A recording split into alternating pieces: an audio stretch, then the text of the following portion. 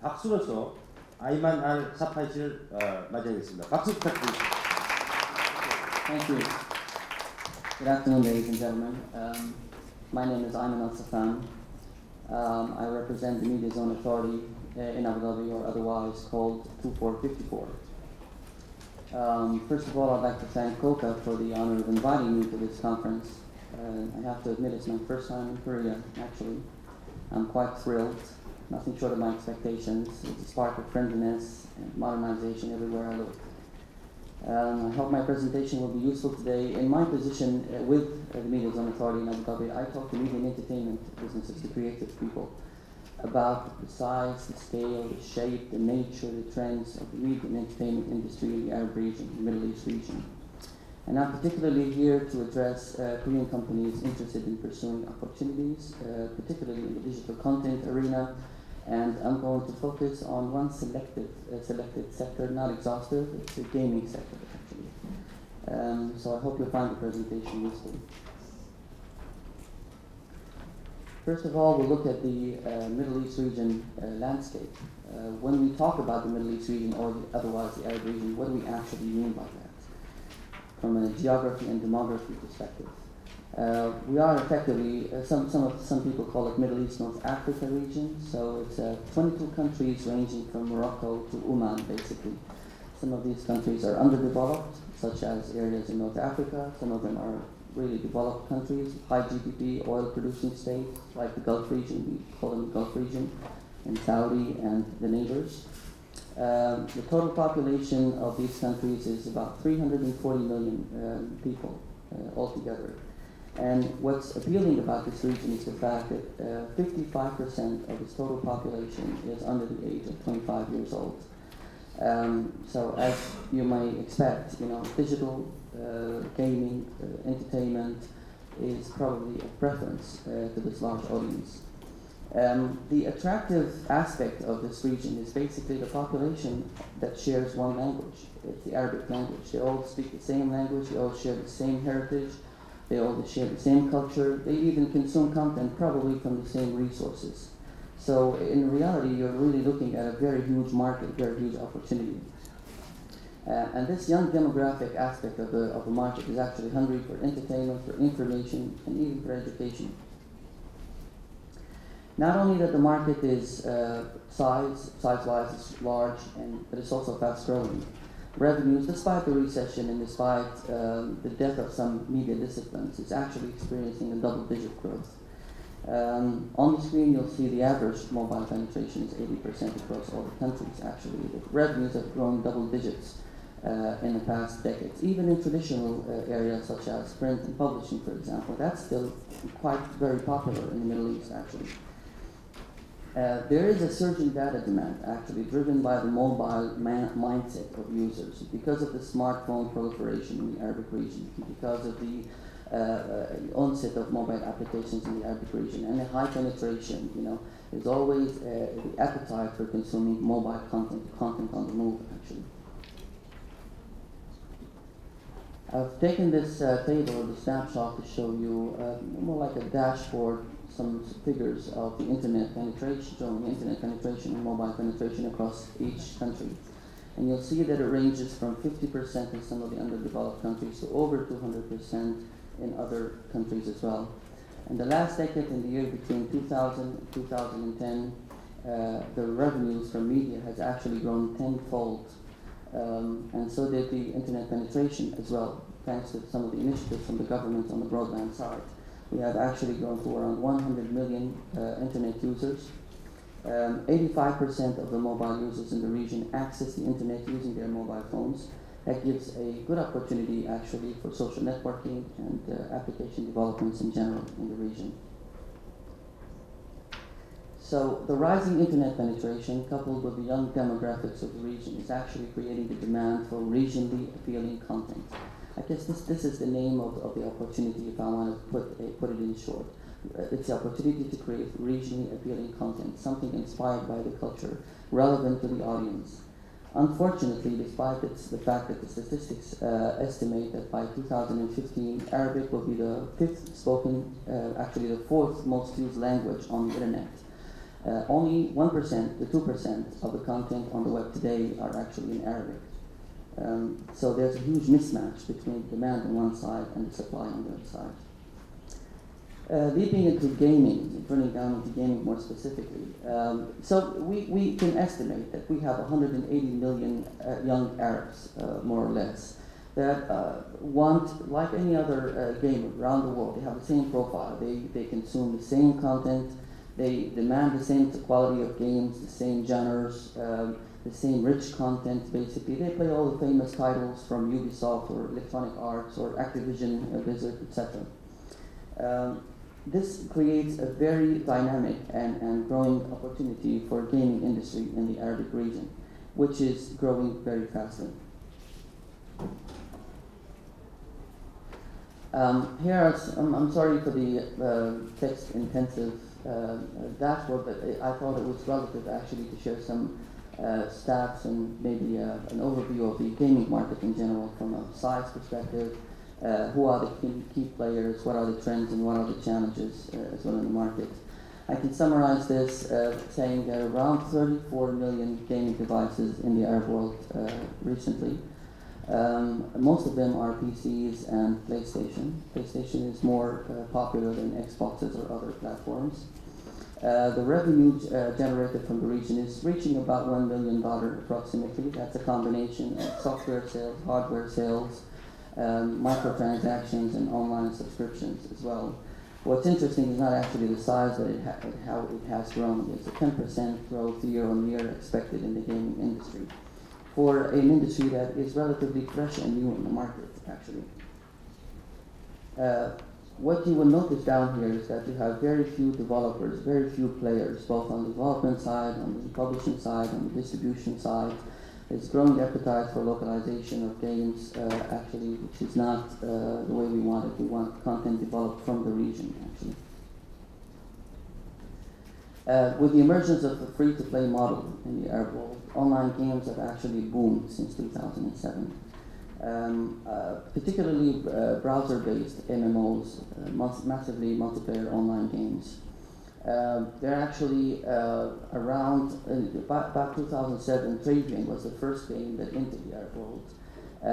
In 2009, they reported 1 million users from the region. That's about 22% of their total user count around the world. And that growth is just in 2 years. To the extent where Travian has actually set up a presence for them in UAE, and they've also localized the game in 7 different Arabic dialects, basically. That's a huge success on the browser-based type games. If you look at the client-based games, there's also a success story from NetDragon, Thunder, for example. They've reported around 200,000 monthly users on their game as well. There's also, given the mobility aspect, there's also a growing appetite for mobile games, games on the go, or multi-platform games. Facebook is also, today Facebook is reaching around 33 million users in the Arab world.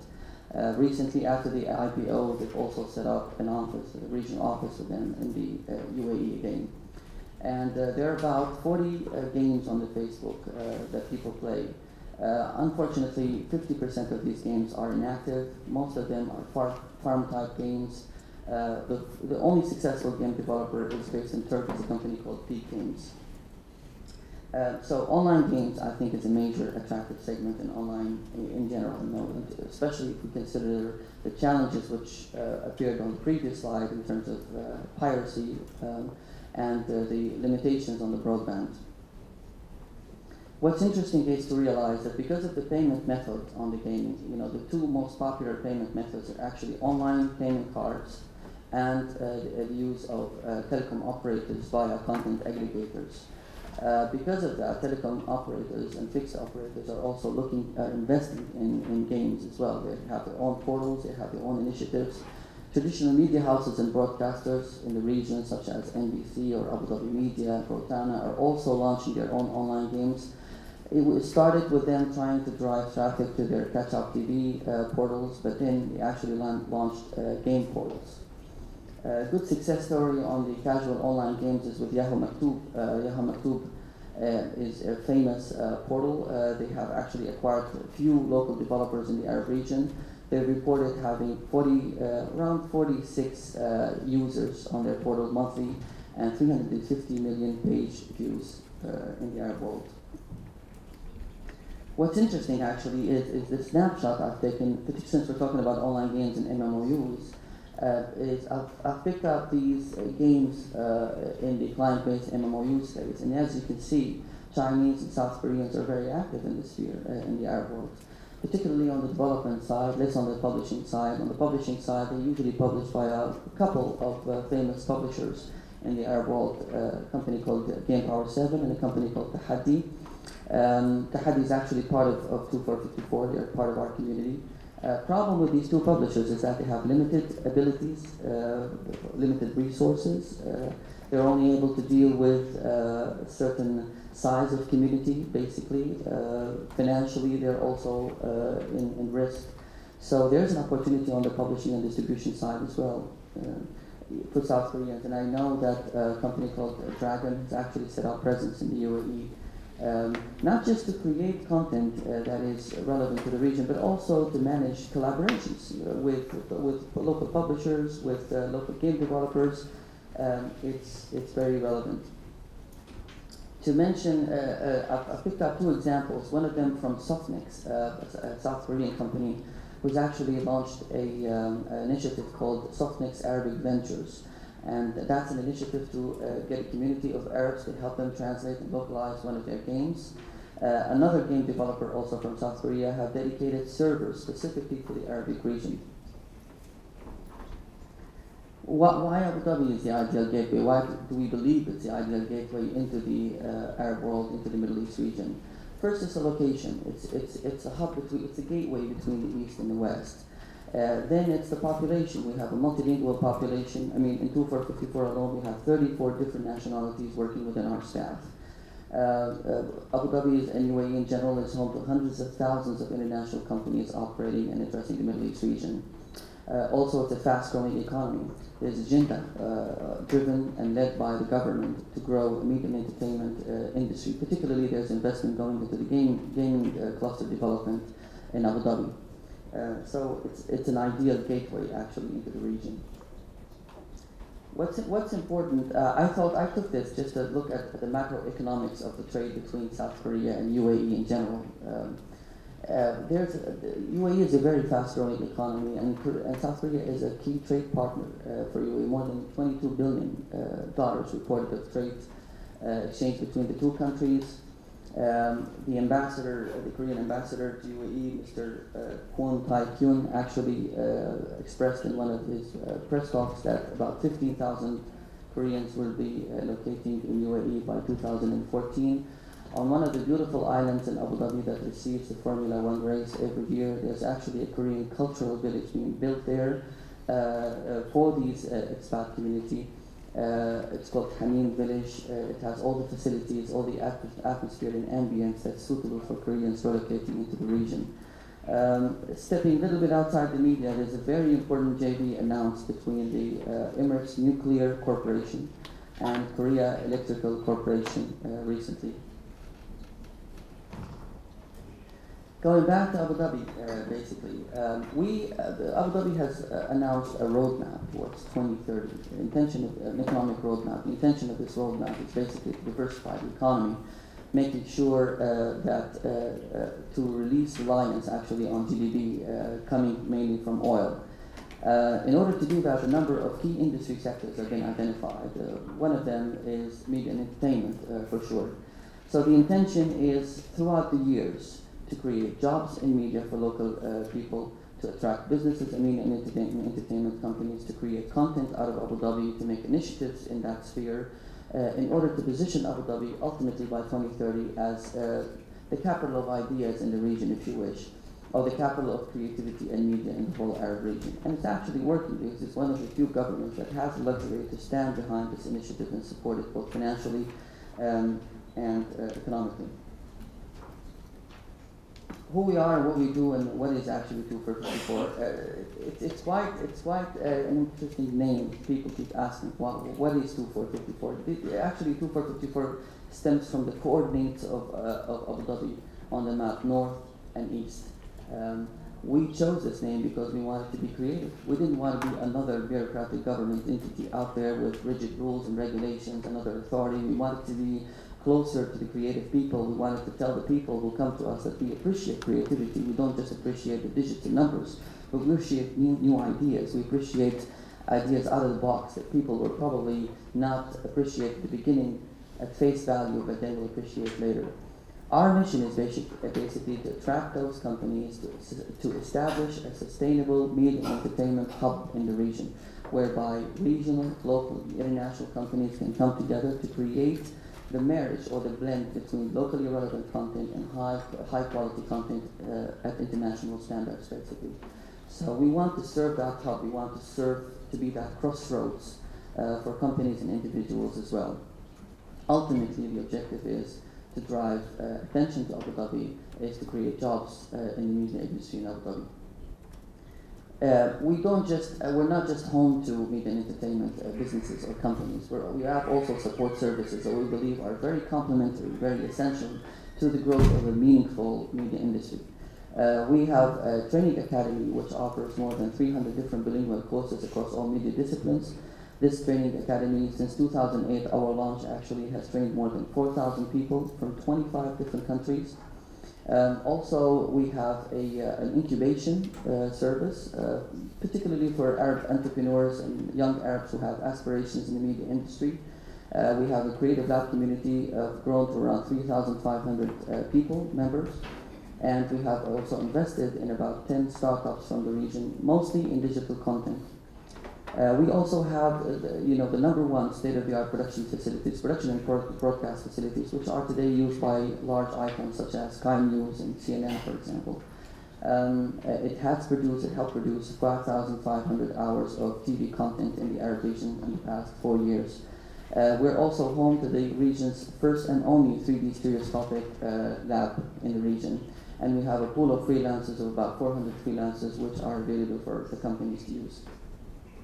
So what we do in Abu Dhabi to attract media businesses that are looking to come one step closer to their audience, one step closer to their business partners, put it this way, one step closer to the regional skills, who come to us, we give them attractive economic benefits, a likes of 100% tax-free exemption and 100% foreign ownership of your business. This gives you the liberty to actually run your business with less hassle, less shackles actually, and to grow within the region. As a result of that, and over just the past 4 years, you'll see a list of around 180 companies. They're reaching about 180 at the moment. We grow around 40, 50 companies who have chosen 2454 in Abu Dhabi to be the home of their operations, of their Middle East operations. These companies, as I said before, local, regional, international, some of them young companies, new startups, mobile apps development companies, and some of them large players in the industry. To mention one iconic name there is Apple, for example, have chosen 2454 to be their home in the Middle East, their only home in the Middle East. And they have a team of around 25 people on ground. Some other names are like CNN, for example, Financial Times, Cartoon Network, and Ubisoft. What we do for these companies, aside of the facilities and the infrastructure which we have invested in, we also have a relationship with this company based on trying to familiarize them with what's going on in the region, with the trends, with the statistics, basically, with the figures, with what's making headlines. We send daily news digest to these companies. We also have on-campus seminars. We throw a networking party, a networking event once every 2 months. The idea is to marry people together, get people to talk to each other. New opportunities will be leveraged out of that. We have also a unique service called the Briefing Room. It's an online service that marries between the demand coming from the government entities and the content commissioners and the content creators. This service could be less relevant in gaming, but actually it is, because there's a growing demand for something called serious gaming. Serious gaming is a gaming developed on behalf of an entity. Particularly educational entities are requesting for it in Abu Dhabi, health and safety are requesting for it, and for defense applications as well. So we help grow that segment. I've just listed here some of what we call the strategic partners in 2454. What I mean by strategic partners are the key companies which we bet on to build the foundation, the essential foundations for a meaningful gaming industry. I mean, you cannot have a meaningful gaming industry anywhere unless you have the skills to follow, for example, unless you have a big name that sort of sets the trends for others to follow. And for that, we've been actively pursuing, since our beginning, people the likes of Ubisoft, who announced beginning of this year that they have launched a gaming academy in Abu Dhabi, which will be training an intake of around 10 to 15 students for over 20 months approximately. Ubisoft will also have a video game development studio, one of the first in the entire region, that will be manned by around 150 people in Abu Dhabi. Another example is Digital Domain. We announced our relationship with them during Cannes Film Festival in May this year. Digital Domain is quite an iconic shift to Abu Dhabi, actually. Not only that they will bring their relationship with major Hollywood studios, but they will also leverage their work with gaming companies to grow the gaming industry. Besides having a 500 people motion capture studio in Abu Dhabi, they will also have a school, an institute, which will be a 4-year degree, BFA degree, offered again uniquely to the region. Other examples, regionally speaking, I just mentioned the name Tahaddi, for example, one of the region publishers. Jawakir is one of the online card game developers also in the region, one of our portfolio companies in Cartoon Network Animation Academy. Final word of thanks, and I guess my final statement is based on the fact that Korean companies have played a very important role, in the growth of the region, supplying us with consumer goods and engineering goods. I hope that my presentation has actually brought your attention. It's probably time for Korean content creation companies and digital content creation companies to play a similar role in the creative sphere in the Arab region as well. Thank you for this. Pardon me if I've taken longer than I should. 네, 고맙습니다.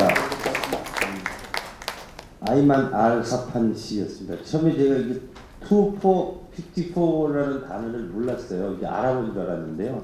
알고 보니까 영어였군요. 예. 참 장점이 있네요. 같은 언어를 쓰는 아랍어를 쓰는 사람이 18,000명이 모여 있으니까 진짜 아부다비를 게이트웨이로 쓴다면 우리가 중동 아시아의 시작 진출은 어떻게 보면 좀 더 생각보다 쉬울 수도 있다는 생각이 듭니다. 지금까지 강연을 해주신 아이만 알 사판 씨에게 저희들이 질문을 좀 드리고 답을 듣도록 하겠습니다. 시간이 많지는 않습니다. 그렇죠? 질문을 좀 받도록 하겠습니다. 혹시 질문 있으신 분은 손을 들어주시기 바랍니다. 마이크 좀 전달해 주시겠어요? I'll speak in English. Assalamu alaikum. Thank you very much for the presentation. I'm a game developer in Korea, iOS, and we've developed some games released around the world. And we're doing quite poorly in the Arab world.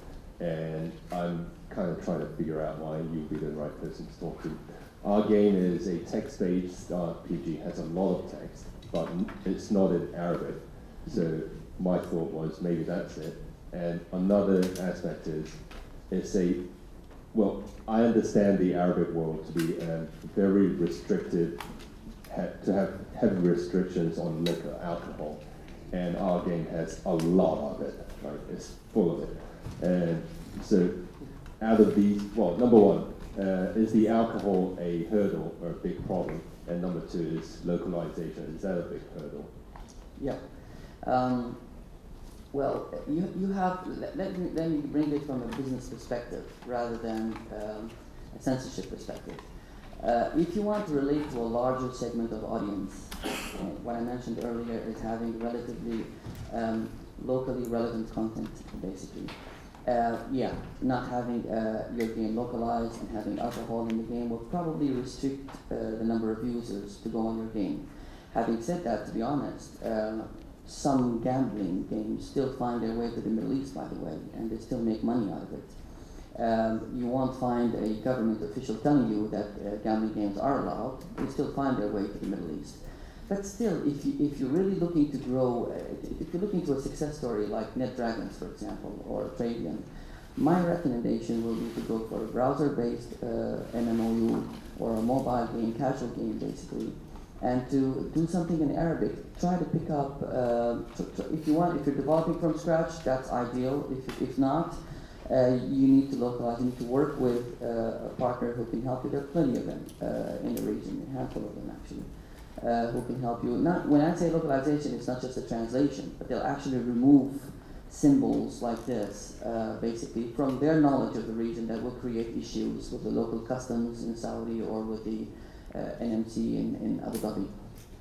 But it depends on your ambition at the end of the day. My ideal scenario for a company that's really ambitious to be a first comer into the region is actually, if you have a regional presence, you get to understand the region better. Recruit people from the region, they'll give you ideas. And then while being there, you can talk to other companies, publishers, and distributors. There'll be discussions that will enlighten you about the region. Of course, like every opportunity, there always comes a challenge tied to it. The challenges are there. The challenges are censorship for sure. There's no easy win actually in the Arabic region. And as the time goes by, more and more entrants will go into the market, and they'll raise the bar, and they'll make it more difficult for just any game to enter the market. But yes, you have to localize. Arabic language will create a larger audience, and I think alcohol and any other sort of racist symbols or could be a hurdle to some extent. Yeah. Thank you. 예, 고맙습니다. 답변이 됐죠. 다음 질문 하나 더 받도록 하겠습니다.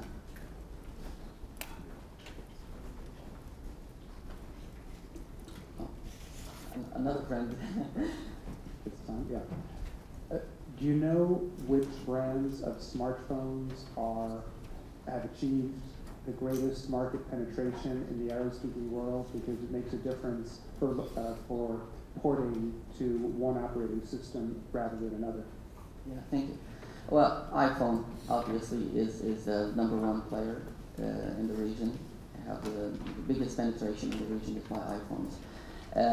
And again, I want to differentiate between the underdeveloped states that are more North Africa and then the developed ones in the Gulf. In the Gulf, you'll easily find a typical average person carrying two smartphones actually, a BlackBerry and an iPhone. Samsung is also entering strongly into the market, but not as popular as BlackBerry and iPhone. If you look at the underdeveloped countries in North Africa, you'll be surprised that Nokia still has a large presence there, followed by Samsung actually. There's less of a spread for BlackBerry and iPhone in those countries, mainly because the device is more expensive to buy. But I guess the real opportunity is with the Gulf region. I want to bring up something. We've also, one of the initiatives that we've invested in 2454 is launching something called Apps Arabia. Apps Arabia is a fund for any person looking to develop apps in Arabic, basically across all platforms. And in that initiative, we're not just giving a fund or a financial support, but we're also building a community of people who specialize in marketing, people specialize, even successful people who have launched applications, most successful applications on App Store. They've given us consultancy hours for the young people. Community that has contacts also with BlackBerry and Apple, leveraging the relationships we have with these people, platform holders, and with the telecom operators who play a very important role in this sphere as well. Okay. 다른 질문 있으십니까?